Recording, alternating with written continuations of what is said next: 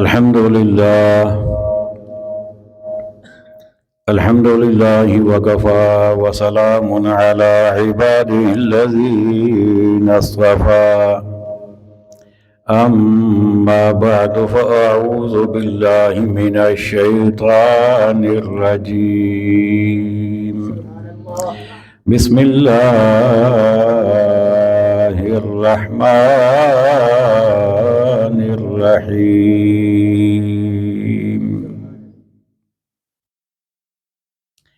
ألم يأن للذين آمنوا أن تخشع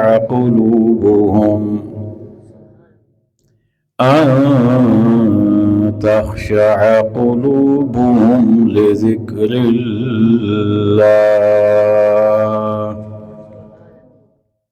صدق اللہ مولانا العظیم. مل کر پڑھیے صلی اللہ علیہ یا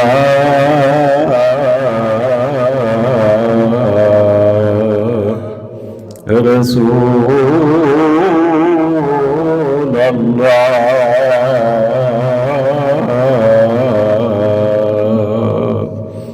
وسلم علیک یا حبیب اللہ. پھر پڑھیے صلی اللہ علیک یا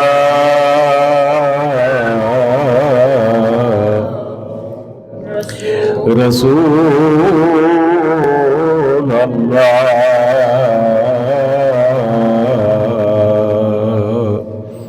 وسلم علیک یا حبیب اللہ.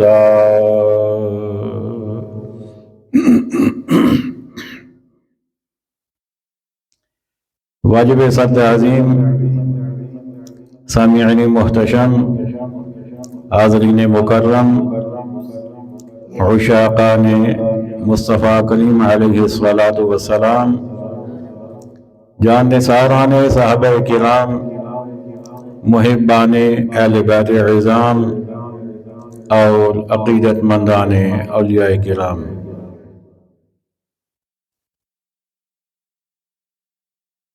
ماہ شعبان المعظم رواں دواں ہے.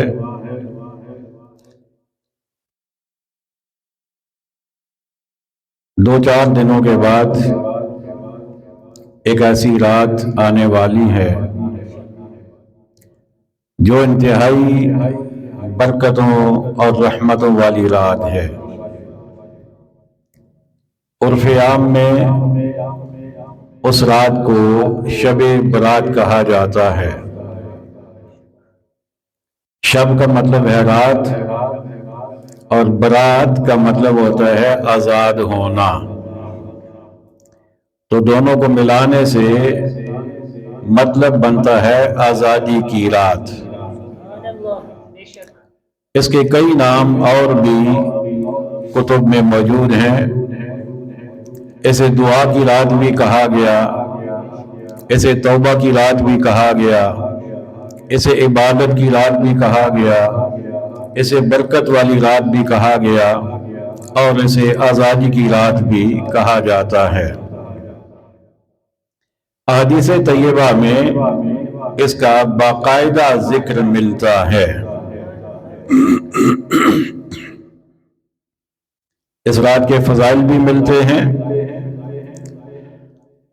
لیکن بدقسمتی یہ ہے کہ کچھ لوگوں کو اللہ تعالیٰ نے نیکی پھیلانے کا کام سونپ رکھا ہے، اور کچھ اسی زمین پر ایسے بھی ہیں جو نیکیوں سے روکنے والے ہیں. حالانکہ اہل ایمان کی پہچان یہ بتائی گئی تھی یأمرون بالمعروف وینہون عن المنکر، کہ نیکیوں کا حکم دیتے ہیں، نیکیاں پھیلاتے ہیں اور برائیوں سے منع کرتے ہیں. لیکن کچھ قسمت کے مارے ہوئے ایسے بھی ہیں جو ایمان کا دعویٰ بھی کرتے ہیں لیکن وہ خود تو نیکی سے دور ہیں ہی، دوسروں کو بھی اس سے دور کرنے کی کوشش کرتے ہیں۔ سوشل میڈیا کا دور ہے، آپ نے کئی ایسے لوگوں کو سنا ہوگا، اور اگر نہیں سنا تو آپ خوش قسمت ہیں، کہ جو یہ کہتے پھرتے ہیں کہ شب برات کا کوئی ثبوت ہے ہی نہیں، یہ تو بس من گھڑت سی چیز ہے، اس کا کوئی ثبوت نہیں ہے۔ حالانکہ احادیث میں واضح طور پر اس کے فضائل بیان ہوئے ہیں۔ نبی کریم علیہ السلام کا ارشاد گرامی جو حضرت علی المرتضیٰ شیر خدا رضی اللہ تعالی عنہ سے منقول ہے، آپ سے روایت ہے، ترمذی شریف میں واضح الفاظ میں موجود ہے کہ نبی کریم علیہ السلام فرماتے ہیں کہ جب شعبان کی 15ویں رات آئے، نصف شعبان کا ذکر ہے، تو نصف ظاہر 15 کو کہتے ہیں، مہینہ 30 کا ہوتا ہے تو نصف اس کا کیا ہوا 15۔ تو جب 15ویں شعبان آئے تو آقا علیہ السلام نے فرمایا فَقُومُوا لَيْلَهَا وَصُومُوا نَهَارَهَا، تھوڑی گونج کم کر لیں، فَقُومُوا لَيْلَهَا، فرمایا جب وہ رات آئے 15 شعبان کی تو اس رات کو قیام کیا کرو۔ کیا کیا کرو؟ اونچے بولیے۔ قیام کا مطلب عبادت، رات کو اللہ کی بارگاہ میں کھڑے رہو، عبادت کرو، ریاضت کرو، کبھی تسبیح، کبھی تحلیل، کبھی سجدہ، کبھی رکوع، کبھی قیام، کبھی سجدہ، اس کا مطلب ہے قیام۔ تو فرمایا کہ قوموا لیلہا، اس کی رات کو قیام کیا کرو، وصوموا نہارہا، اور جب اگلا دن آئے 15 شعبان کا دن تو فرمایا اس دن روزہ رکھا کرو۔ یہ تو حکم رسول ہے، یہ تو آقا علیہ السلام کا ارشاد گرامی ہے، حکم ہے اہل ایمان کو۔ ہاں یہ بات ضرور ہے کہ یہ دونوں چیزیں جو ہیں یہ فرض نہیں ہے، واجب نہیں ہے، مستحب ہیں، یعنی اگر کوئی کرے تو فائدہ پائے گا، اگر نہیں کرے گا تو کوئی اسے اس وجہ سے گناہ نہیں ہوگا۔ لیکن فائدہ کیا ہے؟ بہت بڑا فائدہ ہے۔ اسی حدیث پاک میں آگے کے الفاظ ہیں فَإِنَّ اللَّهَ تَعَالَى يَنزِلُ، کہ اللہ تعالیٰ اس رات کو 15 شعبان کی رات کو اپنی شان کے مطابق آسمان اول پہ نزول فرماتا ہے، اپنی شان کے مطابق، کیونکہ ویسے تو ہمارا عقیدہ ہے، آپ کو پتا ہے کہ وہ جسم سے پاک ہے، وہ آنے سے، وہ جانے سے، وہ اٹھنے سے، وہ بیٹھنے سے، وہ کھانے پینے سے پاک ہے۔ یہ تو انسانی یا یوں کہہ لیں کہ جانداروں کی صفات ہیں، لیکن جیسے وہ چاہتا ہے اپنی شان کے مطابق آسمان اول پہ اجلال فرماتا ہے، نزول فرماتا ہے۔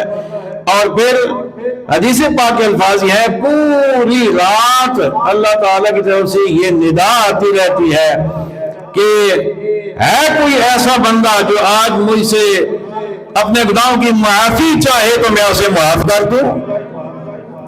الام من مستغفر فاستغفر له، کہ ہے کوئی ایسا جو آج مجھ سے اپنے گناہوں کی معافی چاہے میں اس کی توبہ قبول کر لوں، اس کے گناہوں کو معاف فرما دوں۔ اور اگلے الفاظ یہ ہیں کہ ہے کوئی ایسا بندہ جو آج مجھ سے رزق مانگے اور میں اسے عطا فرما دوں۔ هل من مسترزق فارزقہ، کہ ہے کوئی ایسا جو آج مجھ سے رزق مانگے۔ ہم کہتے ہیں نا مہنگائی بڑی ہے، اخراجات پورے نہیں ہوتے، یہ ہے وہ ہے، مر گئے ہیں، کھپ گئے ہیں، کچھ بھی نہیں ہے، ہم یہ کہتے رہتے ہیں۔ لیکن 15 شعبان کی رات اللہ خود آسمان اول پہ آ کے اپنی شان کے مطابق، مطلب یہ کہ اور قرب عطا فرما کے قریب آ کے آواز دیتا ہے کہ بندو مانگو نا مجھ سے، مانگو مجھ سے رزق، میں تمہیں دینے کے لیے تیار ہوں۔ اور اگلے الفاظ یہ ہیں کہ ہے کوئی مبتلن فعافیہ، ہے کوئی ایسا بندہ جو آج کسی بھی مصیبت میں گرفتار ہو، وہ مجھ سے مانگے میں اس کو مصیبت سے نکال دوں۔ ہے کوئی ایسا بندہ؟ اب وہ علامہ اقبال نے کیا خوب کہا تھا کہ ہم تو مائل بکرم ہیں، کوئی سائل ہی نہیں، راہ دکھلائے کسے کوئی راہ رو منزل ہی نہیں۔ اللہ تو اپنی شان کے مطابق اجلال فرما کر، نزول فرما کر ساری رات ندائیں دیتا ہے۔ حدیث کے الفاظ میں حتی یطلع الفجر، یہاں تک کہ فجر ہو جاتی ہے، سورج نکل آتا ہے، غروب آفتاب سے لے کر اگلے دن سورج نکلنے تک ساری رات اللہ تعالیٰ اپنے بندوں کو بلاتا ہے، آؤ مجھ سے معافی طلب کرو اپنے گناہوں کی، آؤ مجھ سے رزق طلب کرو، آؤ اپنی پریشانیاں میرے سامنے رکھو، آج مانگو مجھ سے کیا مانگتے ہو، میں تمہیں عطا کرنے کے لیے تیار ہوں۔ اللہ قضا و قضا، اگلے الفاظ یہ ہیں کہ یوں ساری رات اللہ تعالیٰ اپنے بندوں کو پکارتا رہتا ہے۔ اللہ اکبر۔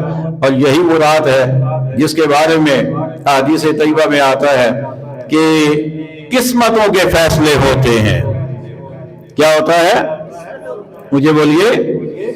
قسمتوں کے فیصلے ہوتے ہیں کہ اگلے سال کتنے مزید بچوں نے دنیا میں آنا ہے، اور آنے والے سال میں کتنے لوگوں نے یہ دنیا چھوڑ کے جانا ہے، اور اسی رات کو فیصلے ہوتے ہیں کہ اگلے سال رزق کس کو کتنا ملنا ہے، بیمار کون ہوگا، صحت مند کون ہوگا، کس کو صحت ملے گی، کس کو بیماری آئے گی، کس کو تکلیف آئے گی، کس کو خوشی ملے گی، کس کو غم ملے گا۔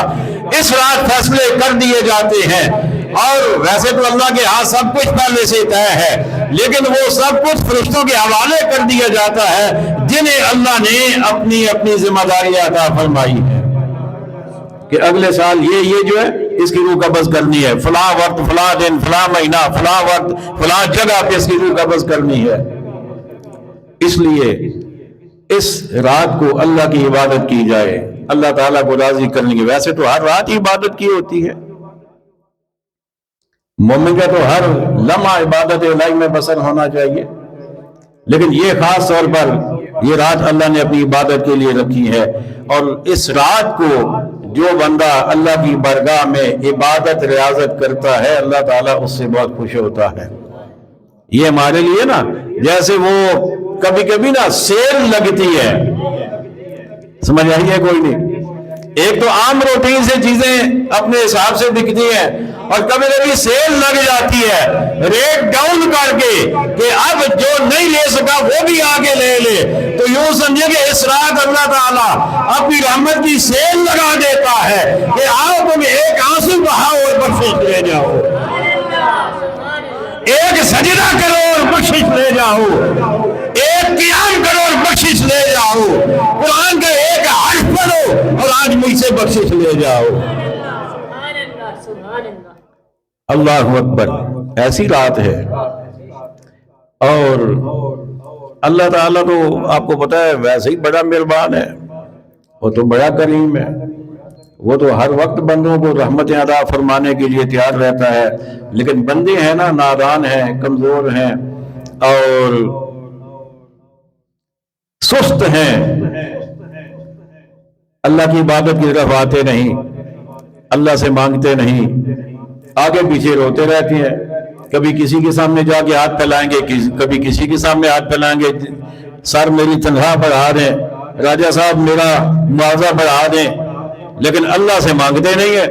تو اللہ تعالیٰ جو بندہ ویسے عام دنوں میں نہیں مانگتا، اللہ اس کے لیے پھر ایسے مواقع رکھ دیتا ہے کہ چلو میرے بندے تم کمزور صحیح، تم نادان صحیح، تم سست صحیح، لیکن آج تو آ جاؤ نا، آج تو ساری رات میں اپنی دکانیں رحمت سے جا کے بیٹھا،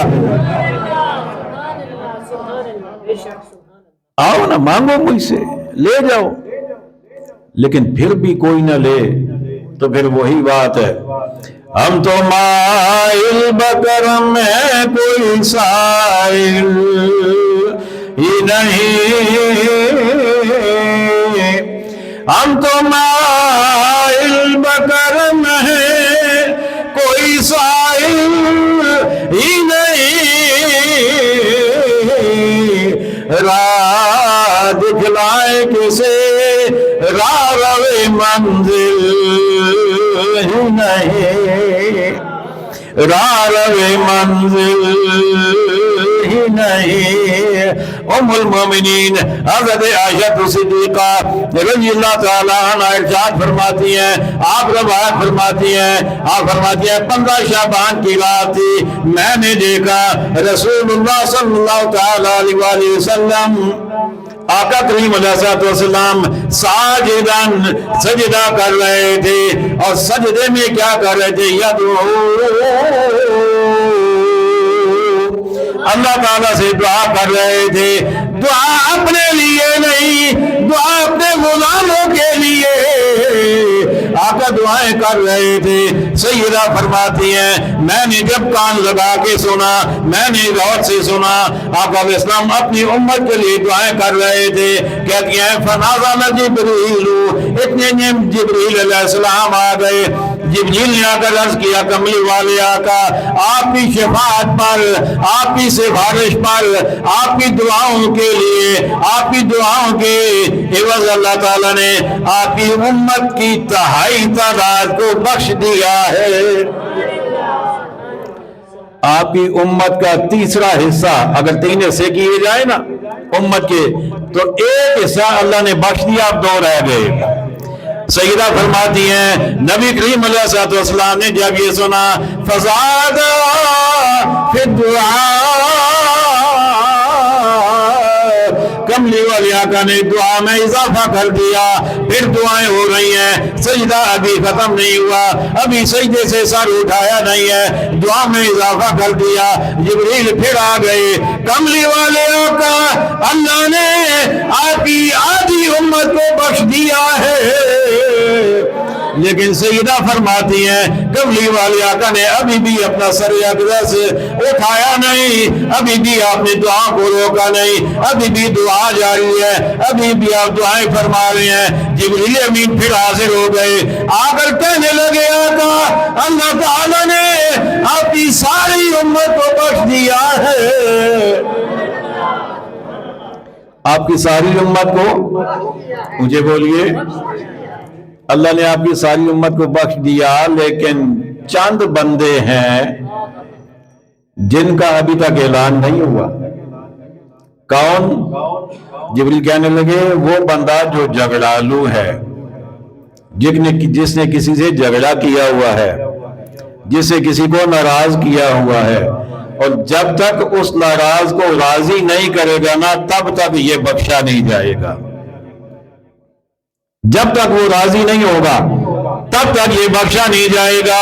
میرے آقا علیہ السلام نے پھر اپنا سر اقدس اٹھاری دعا میں، سر اقدس ابھی سجدہ میں موجود، پھر میرے آقا علیہ السلام نے دعا کرنا شروع کی۔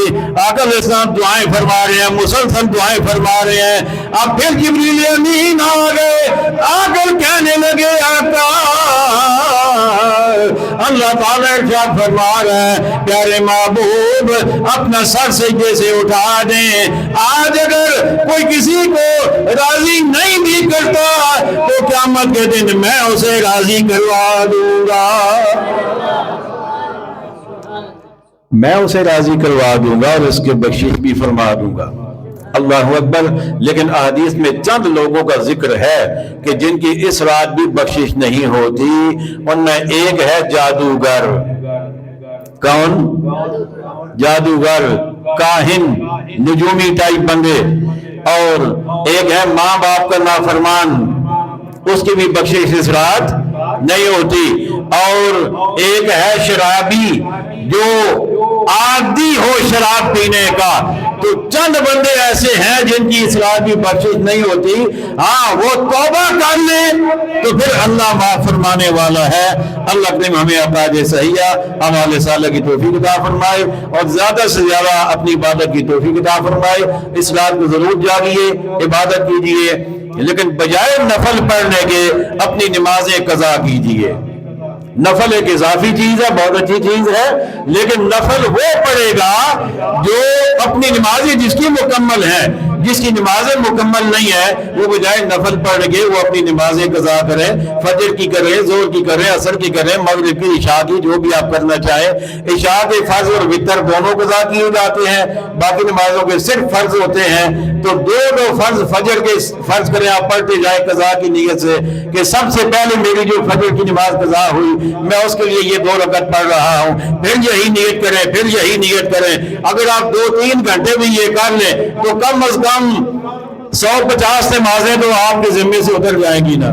تو اس لیے اللہ کی برگاہ میں دعا ہے اللہ تعالیٰ ہمیں عقائد صحیحہ اعمال صالحہ کی توفیق عطا فرمائے۔ وما علینا الا البلاغ المبین۔